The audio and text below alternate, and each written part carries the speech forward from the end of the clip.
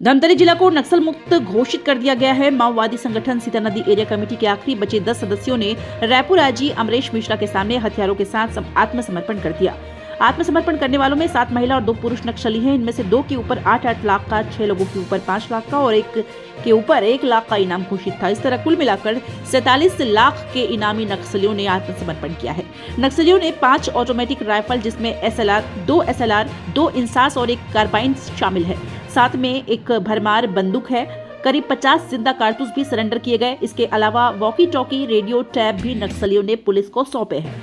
आत्मसमर्पण करने वाले नक्सलियों में DVCM Jyoti Usha, DVCM technical Ramdas, LOS commander Roni Uma, Sita Nadi area committee commander Niranjan SACM technical, Sindhu ACM, Reena ACM, Amila ACM, Lakshmi bodyguard.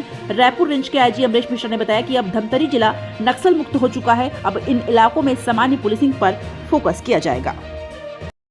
Area committee और एक पार्टी मेंबर है। टोटल इनाम इनके ऊपर 47 लाख का है। 8 लाख के 2, बाकी 5 लाख के और 1 लाख के। हालांकि वो आत्मसमर्पित जो नक्सली सदस्य थे और अभी मुख्यधारा में लौट आए हैं, उनको मैं 2 ग्रुपों में बांटना चाहूंगा। एक ग्रुप जो नगरी सीता नदी एरिया कमेटी के सदस्य थे वो, और दूसरा जो इस पूरे डिविजनल कमेटी का टेक्निकल कमेटी था।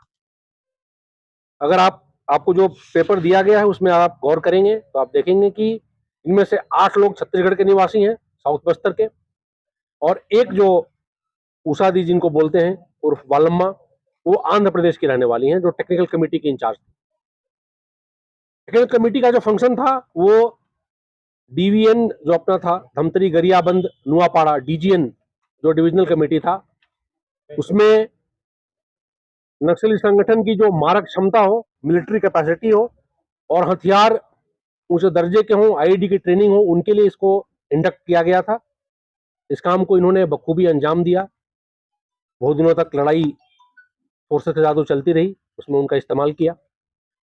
बट उन सबसे हमारी जो चर्चा हो रही थी, चर्चा के दौरान उन्होंने ही बताया कि वो एक गलत रास्ता था जिसमें हम चल रहे थे, और सबने मुख्य धारा में लौटकर प्रसन्नता जताई है, भारत के संविधान के प्रति, जनतांत्रिक भावनाओं के प्रति आस्था जताई है, और उन्होंने उम्मीद किया है कि इसके बाद छत्तीसगढ़, देश और ये एरिया जो है प्रशस्ति और शांति के पथ पर आगे बढ़ेगा। हथियारों की बात करें तो 2 इंसास, 2 SLR और 1 कार्बाइन जो पुलिस के लूटे हुए सर्विस वेपन है वो आपके बाएं तरफ है। साथ ही साथ एक भरमार, बाकी और कारतूस और रेडियो सेट, टेक्निकल गैजेट्स इत्यादि हैं शामिल यहाँ पे। मैं इस अवसर पर पुनः जिला पुलिस बी के पुलिस अधीक्षक, इनके पूर्व के पुलिस अधीक्षक, केंद्रीय बल CRPF और वो सभी अधिकारी, जवान, मीडिया के साथी और यहाँ के नागरिक जिन्होंने वर्षों से इस भीषण समस्या से जूझने में अपनी अहम भूमिका निभाई है, उनको स्वागत करते हुए, उनका नमन करते हुए पुनः इस ऐतिहासिक अवसर पर आप सबको यहाँ उपस्थित होने के लिए धन्यवाद देता हूँ। जी, तो DVN की बात करें, हम DGN की बात करें, धमतरी गरियाबंद नुआपाड़ा जो डिविजनल कमेटी था, उसके सारे सक्रिय सदस्य जितने भी थे या वहां पे आमद रफत करने वाले उड़ीसा स्टेट कमेटी या सेंट्रल कमेटी के जो मेंबर्स थे, जितने भी लिस्टेड थे, या तो वो मारे जा चुके हैं या उन्होंने आत्मसमर्पण कर दिया है। एक तरह से हम ये कह सकते हैं कि ये पूरे DGN क्षेत्र में, जिसमें से धमतरी गरियाबंद रायपुर रेंज के 2 जिले हैं, साथ ही साथ उड़ीसा का नुआपाड़ा जिला है, वहां के जो भी लिस्टेड नक्सली सदस्य थे वो आजकल, अब आज की स्थिति में संगठन या जंगल में नहीं। ये मेरे स्तर का अनाउंसमेंट नहीं है। मैं इतना ही बोल सकता हूं कि रेंज में और नुआपाड़ा रेंज से जो सटा हुआ क्षेत्र है, वहां के सारे लिस्टेड जो नक्सली हैं, कार्यकर्ता से नेता तक, जो भी CCM से लेकर नीचे तक, उनमें से कोई अभी सक्रिय नहीं है। करीब करीब 100 थे। अगर हम देखें तो मारने जाने वालों की संख्या करीब, जो मुठभेड़ में जो नक्सली मारे गए हैं, 30 से ऊपर है, 32-33। पिछले 2 सालों की बात करें तो उसके पहले भी कुछ मारे गए थे। सरेंडर्स की बात करें तो वो भी करीब 50 के आसपास है, जिसमें से 35 से 40 के बीच रायपुर रेंज के क्षेत्र में हुआ है, गरियाबंद और धमतरी में।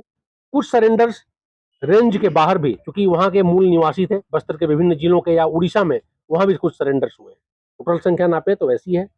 कुछ ऐसे भी नक्सली सदस्य हैं जो मारे गए हैं, बट उनका शव हमें नहीं मिल पाया।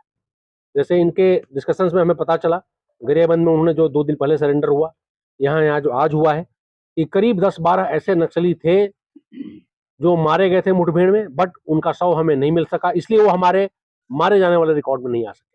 सर ये जो 9 थे उसमें से लीडर कौन था सर? ये भी 9 दोनों ग्रुप में सर। अगर आप देखेंगे तो जो उषादी उर्फ वालम्मा है, वो टेक्निकल कमेटी की इंचार्ज थी, पूरे डीजीएन डिविजनल कमेटी की। ये सेंट्रल कमेटी मेंबर्स के साथ लंबे समय से काम करते आ रही हैं। सेंट्रल कमेटी के जो मेंबर्स यहाँ हुआ करते थे, उन्हीं के साथ चलती थी। दूसरे जो हमारे ज्योति हैं, ज्योति की तबीयत खराब होने के कारण रामदास जो थे, वो ऑफिशिएट कर रहे थे कभी कभी एरिया कमेटी के इंचार्ज में, इस क्षेत्र के नेतृत्वकर्ता के रूप में। उन सब ने आज ये निर्णय लिया, गरियाबंद में ही हाल में हुआ है, 2 दिन पहले सरेंडर हुआ है।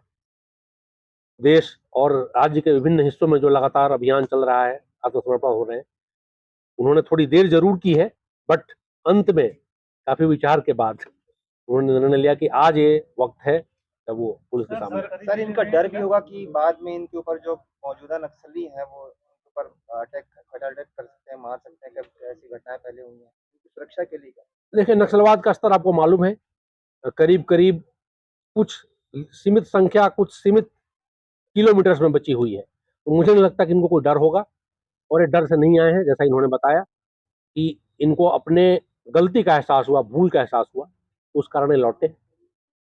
इनके सुरक्षा की, इनके रिहेबिलिटेशन की, स्वास्थ्य की, शिक्षा की पूरी जिम्मेदारी और स्किलिंग की, कौशल विकास की जिम्मेदारी शासन की है, जिसे हम लोग जिला प्रशासन और सबके सहयोग से काफी तेज गति से आगे बढ़ाएंगे। बचे हुए नक्सली भी सर 31 मार्च के पहले ही इस रेंज में तो नहीं है अब, बट हाँ, जैसा कि आपको डेडलाइन मालूम है, उनके खिलाफ अभियान जारी रहेगा। हम भी इस बचे हुए दिनों में और आने वाले दिनों में हमारी पूरी कोशिश रहेगी कि जो नॉर्मल पुलिसिंग नहीं हो पा रही थी नक्सल क्षेत्रों में, नक्सलियों की उपस्थिति के कारण, उसको बहाल करें, जनता से संवाद बढ़ाएं, जंगलों की भव्यता और सेरेनिटी, मैग्निफिसेंस एंड सेरेनिटी जो चीज हुआ करती थी, भव्यता और शांति, उसे लोगों को जोड़ें, टूरिज्म के प्रति लोगों में आकर्षण बढ़ाएं, ताकि गवर्नेंस जो नॉर्मल तरीके से इन क्षेत्रों में फैले। सर अभी आपने कहा कि सक्रिय अभी कोई नहीं, इनके आड़